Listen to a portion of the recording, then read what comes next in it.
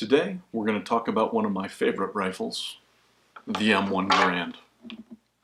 So, most of you are probably familiar with this from World War II movies, Saving Private Ryan, Band of Brothers, that type of stuff. This is a World War II service rifle. It's full-size, semi-automatic, chambered in 30-06, which is a large round. This particular rifle was made in 1943, June of 1943. And when I say made in 1943, I'm talking about the receiver here. Since this is a military rifle, it's gone through the armory a number of times, and it's a hodgepodge of parts. I've got a Springfield receiver, I've got an HRA bolt, I've got God knows what barrel. I mean, it's whatever was available. But the receiver here, the serialized part, was made in 1943. So,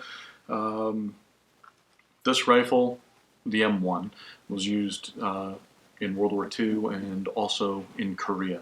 I believe there were a few that were also used in Vietnam, but by then they'd been phasing them out. So, largely this is a rifle from the 1940s and early 1950s. This, like I said, this is one of my favorite rifles. I really enjoy it. It's a blast to shoot, and for something that's about 80 years old, this thing it's fantastic. It really is.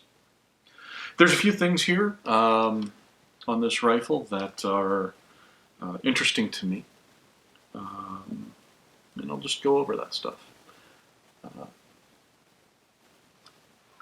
This rifle is fed from a clip, not a magazine.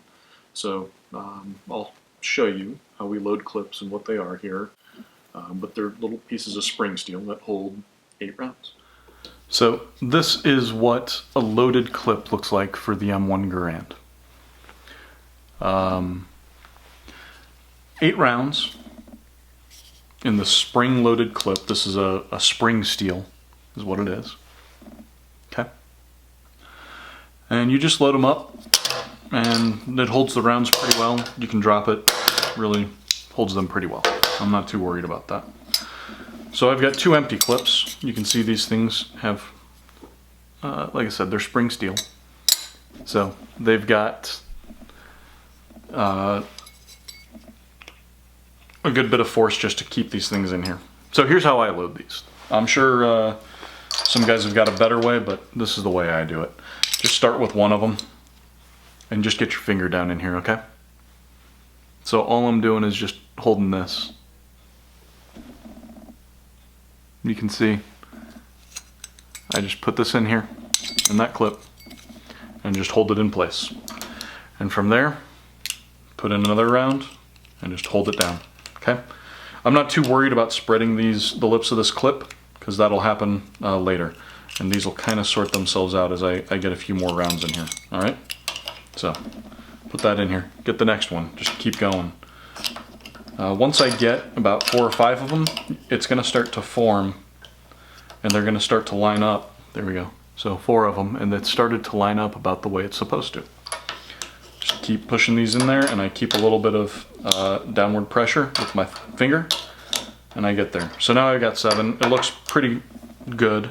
And your last one, I just come in here and I load it from the outside, put it in between these lips, and press it down. Just get it right into there, and it clips into place. That's it. That's all you got to do. Pretty straightforward, not a big deal.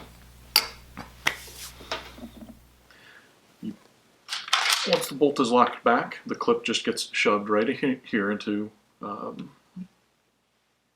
straight here. And it'll feed automatically from there. Now, when you're loading these guns, you do have to be very careful. This is one of those idiosyncrasies of this gun. If you're not paying attention, you'll get what they call Garand thumb, where you jam your clip into here, and the bolt will release, and it'll take your thumb and mangle your thumb. I have been fortunate, and that has not happened to me. But it's something to be aware of. A lot of people have done that. So let me show you how you load this properly, and then we'll go over the trigger and a few other things on this gun. So, what you're going to do is when you want to load this, you need to make sure that your hand is right here on this operating rod. You're going to take the base of your hand and just put it right there, okay? So just push it right there. And then with your thumb, you're going to push a clip down into here. Once you press down far enough, it's going to release this bolt. And that bolt is going to want to slide forward, just like it did right there.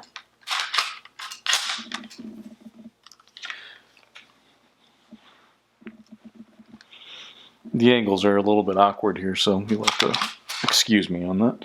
But so I've got my hand right here.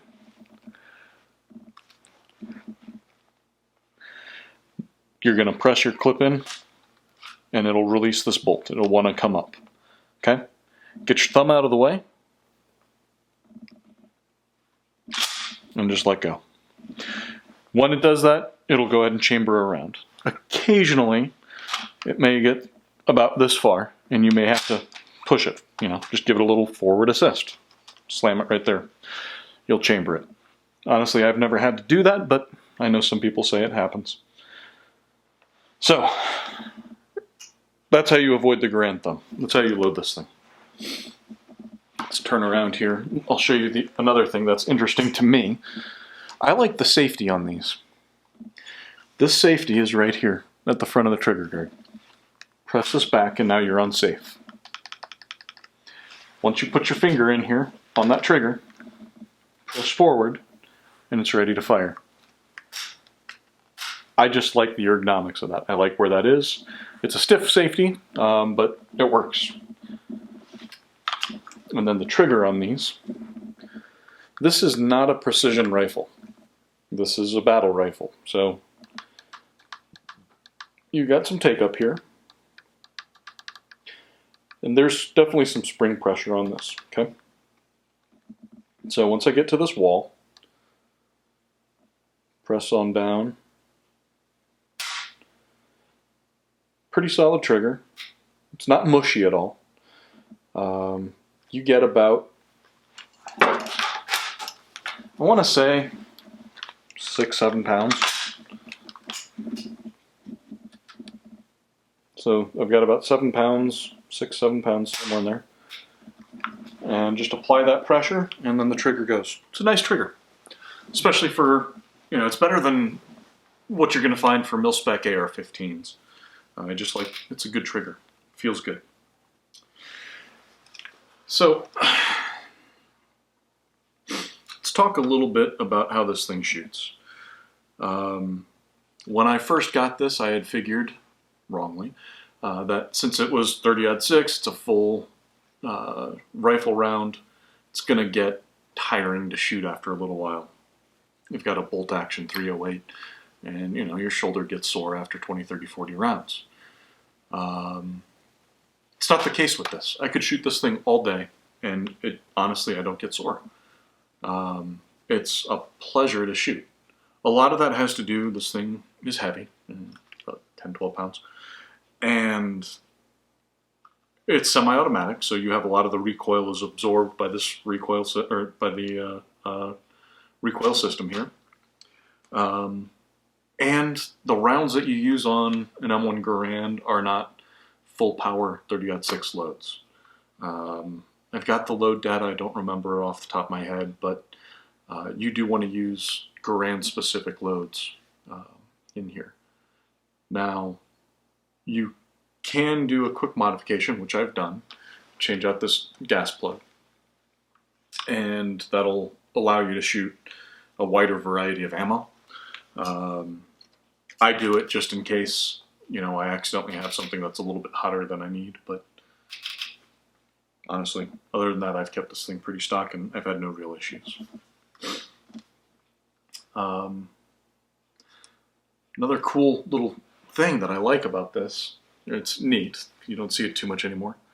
The buttstock here has this little trap door, and you're able to put in a cleaning rod, cleaning supplies in there. Kind of cool. The sights on this are actually really good. They're adjustable for elevation and windage. It's got a peep sight on the rear. Just a nice little post sight up front. But they work well. Plenty accurate enough. They're just solid sights. They're protected. You know, this thing's made to get knocked around, and it works well. Don't have any real issues with this. Again, it's an 80-year-old rifle and works fantastic. As far as takedown on these is concerned, it's really not too difficult. All you really need to do is pull up on this trigger guard, and that releases the stock from the receiver, and that gets you to most of the inner workings here, and you're able to do your cleaning. It's made to be maintained in the field, so I mean, this thing is rugged, reliable. It's a good rifle. So, if you ever have the chance, I highly suggest you go shoot one. They're a blast. So anyway, like I was saying, this is just a cool rifle and it's one of my favorites. Not only does it shoot well, but I like the fact that there's history to this. Like I said, this thing was made in 1943. Chances are it saw action overseas. I mean, there's realistically no way it didn't. It's part of our history with World War II and to a lesser extent Korea. The stock, I don't know that it's original, you know, from 1943, but along the years, it's just gathered a lot of scratches and dings. I mean, you can see it's marked up. This isn't a museum piece. It's not perfect. But it's been used. And to me, that tells a story, you know?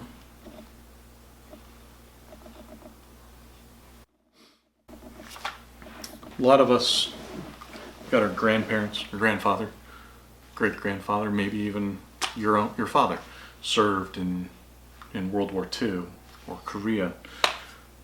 Probably had something like this issued to him.